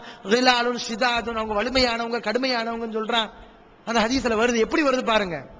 மூசா நபி அடிக்கிறதுக்கு முன்னாடி வரைக்கும் மலக்குல் மௌத் மனித வடிவில் தான் வந்தார். என்னைக்கு மூசா நபி அடிச்சு கண்ணை பிதுங்க வச்சுட்டாரோ அதுல இருந்து மறைஞ்சு ஒளிஞ்சு மறைஞ்சு வந்தாங்க. அல்லாஹ் பாதுகாக்கணும். இது மலக்குடைய தன்மையா? இது என்ன? இது ஓடி ஒளியுறது என்ன? மலக்குமார் ஓடி ஒளிவாங்களா? இது என்ன விஷயம்? இது முன்னாடி வந்து மணி வடிவில் வந்தாங்க, மூசா நபி அடிச்சதுல இருந்து ஒளிஞ்சு மறைஞ்சு வந்தாங்கன்னா ஏன் மலக்குமாருக்கு ஓடி ஒளியணும்? அப்ப இந்த மாதிரி தகவல் இருக்கிறது. ஆம்பளை வந்து ஒரு பெண்ணிடத்தில் பால் குடித்ததாக செய்தி வருது, ரசூலுல்லாஹ் சொன்னாங்கன்னு வருது, ரசூலுல்லாஹ் இப்படி சொல்லிட்டு சிரிச்சாங்கன்னு வருது. எப்படி இதை வந்து ஏற்றுக்கொள்ள முடியும்? நபிகள் நாயகம் சொன்னாங்களா? பெரிய ஆண் ஒரு பெரிய பெண்ணிடத்தில் சென்று பால் குடிக்க நபிகள் நாயகம் சொல்லி இருப்பாங்களா? குர்ஆன் பால் சொல்லக்கூடிய பால் குடி சட்டத்துக்கே மாற்றமா இருக்கிறது. இத சொன்னா குர்ஆனை மறுக்கக்கூடியவங்க காஃபிர்கள். சொல்லிட்டு போங்க, யாருக்கு பாதிப்பு? நாங்களாம் காஃபிர் ஆக மாட்டோம், எங்களுக்கு தெரியும். அல்லாஹ் எங்களுடைய உள்ளத்தை தான் பாக்குறான். சும்மா காஃபிர் சொன்னவங்க தான் காஃபிர் ஆகுவாங்க. நபிகள் நாயகம் ஸல்லல்லாஹு அலைஹி வஸல்லம் சொல்கிறார்கள், யார் ஒரு மூமினை பார்த்து காஃபிர்னு சொல்றானோ அவன் உண்மையில் அந்த மூமின் காஃபிராக இல்லாவிட்டால் இவன் காஃபிராகி விடுவான் அப்படி நபிகள் நாயகம் ஸல்லல்லாஹு அலைஹி வஸல்லம் சொல்றாங்க. இதெல்லாம் தெரியாத ஹதீஸை படிக்காத முட்டாள்களாக இருந்து கொண்டு அடுத்தவர்களை பார்த்து சொல்றது ஜாகில்கள் என்று சொல்வது. தமிழ்நாடு தௌஹீத் ஜமாஅத்தின் ஆதரவற்றோர் இல்லம் இறைவனுக்கு செய்ய வேண்டிய கடமைகளுக்கு அடுத்தபடியாக பெற்றோரை பேணுவது பற்றி இஸ்லாம் அதிகமாக வலியுறுத்துகிறது. பெற்றோரை பேணாதவர்கள் மறுமையில் வெற்றி பெற முடியாது என்று இஸ்லாம் அறிவுறுத்துகிறது. ஆயினும் இஸ்லாத்தின் இந்த கட்டளையை சில முஸ்லிம்கள் அலட்சியம் செய்து பெற்றோரை வீட்டை விட்டு விரட்டுகின்றனர், பெற்றோரை பிச்சைக்காரர்களாக மாற்றுகின்றனர். இந்த அவல நிலைக்கு பரிகாரம் காணும் வகையில் முதியோர் ஆதரவு இல்லத்தை தமிழ்நாடு தௌஹீத் ஜமாஅத் நடத்துகிறது. தாயன்புடன் உணவு, உடை, மருத்துவம் உள்ளிட்ட 24 மணி நேரமும் செவிலியருடன் கூடிய பராமரிப்பு மற்றும் தனி ஆம்புலன்ஸ் வசதி இவை அனைத்தும் முற்றிலும் இலவசமாக செய்து தரப்படுகிறது. அனாதைகளை அரவணைப்பவரும் நானும் சொர்க்கத்தில் இணைந்திருப்போம் என்ற நபிகள் நாயகம் ஸல்லல்லாஹு அலைஹி வஸல்லம் அவர்களின் அமுத மொழியை ஏற்று அனாதைகளை அரவணைக்கும் இல்லமும் தமிழ்நாடு தௌஹீத் ஜமாஅத் நடத்தி வருகிறது. இப்பணியை தொடர்ந்து செய்திட உங்கள் நன்கொடைகளையும் ஜகாத்தையும் தாராளமாக வாரி வழங்குமாறு கேட்டுக்கொள்கிறோம். உங்களது நன்கொடைகளை டிடியாகவோ செக்காகவோ மணி ஆர்டராகவோ அனுப்பலாம். டிடி அனுப்புபவர்கள் தமிழ்நாடு தௌஹீத் ஜமாஅத் வங்கி கணக்கு எண் 7882748227 இந்தியன் வங்கி மண்ணடி கிளை என்ற பெயரில் எடுத்து அனுப்ப வேண்டிய முகவரி தமிழ்நாடு தௌஹீத் ஜமாஅத் மாநில தலைமையகம் 30 அரண்மனைக்காரன் தெரு மண்ணடி சென்னை 1. போன் 044252152226. الله